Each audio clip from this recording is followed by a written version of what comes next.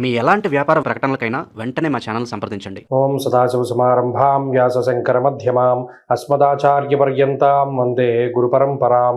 జ్యోతిషశాస్త్రాన్ని భావితరాల వారికి ప్రసాదించిన ఋషుల యొక్క పాదపద్మాలకి నమస్కారం చేసుకుంటూ, అలాగే నాకు ఈ జ్యోతిష విద్యను నేర్పిన గురువర్యులు జ్యోతిష బ్రహ్మ కీర్తిశేషులు శ్రీ ఈరంకి సూర్యనారాయణమూర్తి గారు, సూర్య శ్రీ దైవజ్ఞ గారి యొక్క పాదపద్మాలకి నమస్కారం చేసుకుంటూ, ఓం శ్రీ మహాగణాధిపతి నమః, శ్రీ గురుభ్యో నమః, హరి ఓం. వీక్షకులందరికీ నమస్కారం. ఫిబ్రవరి నెల 1వ తారీఖు లగాయతూ ఫిబ్రవరి 6వ తారీఖు వరకు ఉండేటువంటి గ్రహగతుల ఆధారంగా 12 రాసుల వారికి ఈ వారం ఏ విధమైనటువంటి శుభాశుభ ఫలితాలు కలగబోతూ ఉన్నాయో ఈ కార్యక్రమం ద్వారా తెలుసుకుందాం. అందులో భాగంగా ఈ వారం ఉండేటువంటి గ్రహగతులను గమనిస్తే, ఈ వారంలో గురువు మిథున రాశి యందు వక్రగతిలో సంచారం చేస్తూ ఉన్నారు. అలాగే కేతువు సింహరాశి యందు సంక్రమణం చేస్తూ ఉన్నారు. అలాగే మకర రాశి యందు రవి కుజులు సంచరిస్తూ ఉన్నారు. కుంభరాశి యందు శుక్రగ్రహం, బుధగ్రహం, రాహుగ్రహం సంచరిస్తూ ఉన్నారు.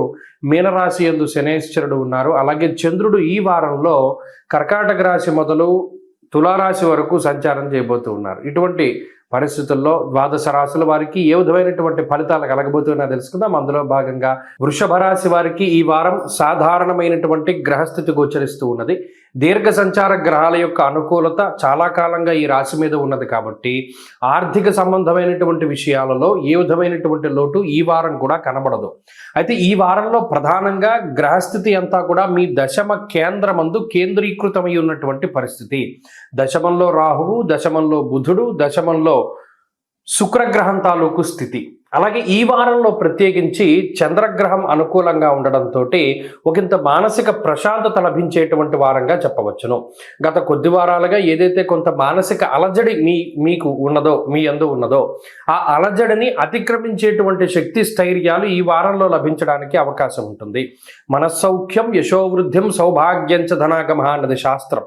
ప్రత్యేకించి ఈ షష్ఠ సప్తమ స్థానాల్లో ఉన్నటువంటి చంద్రగ్రహము మనస్తాపాన్ని నివారించగలిగేటువంటి శక్తి కలిగి ఉన్నవారు, అలాగే మనోధైర్యాన్ని పెంచగలిగేటువంటి స్థితి ఉన్నవారు. ఇవి రెండు కూడా మానసికమైనటువంటి ఎదుగుదలనే సూచిస్తూ ఉన్నాయి. కాబట్టి ఇక్కడ మానసికంగా బాధపడేటువంటి వారికి ఈ వారం ఊరట లభిస్తుంది. అంటే పలానా మనం ఈ ఫంక్షన్ పెట్టుకున్నాము, లేదా మనం ఈ పని తలపెట్టాము, ఇది అవుతుందా లేదా మన ఉద్యోగ పరిస్థితులు, వ్యాపార పరిస్థితులు, వీటి గురించి ఎక్కువగా ఆలోచించి ఇబ్బంది పడేటువంటి వారికి మానసికంగా ఊరట లభిస్తుంది.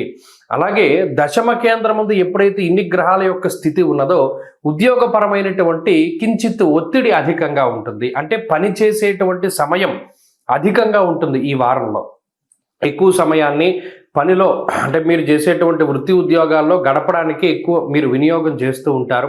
కుటుంబ సభ్యులకి ఒకంత తక్కువ సమయాన్ని కేటాయిస్తూ ఉంటారు.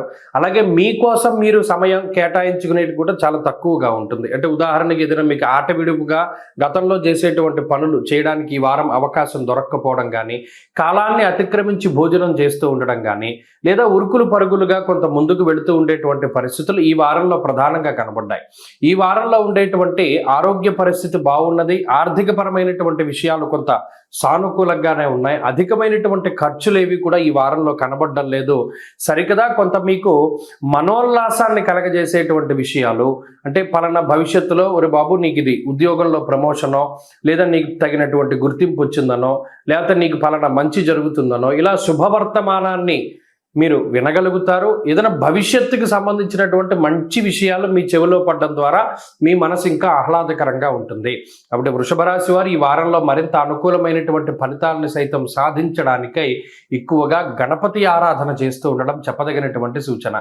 ఈ వారంలో కలిసి వచ్చేటువంటి రోజు గురువారంగా చెప్పవచ్చును. అదృష్ట సంఖ్య 2, అదృష్ట వర్ణము పసుపు. తదుపరి మిథున రాశి.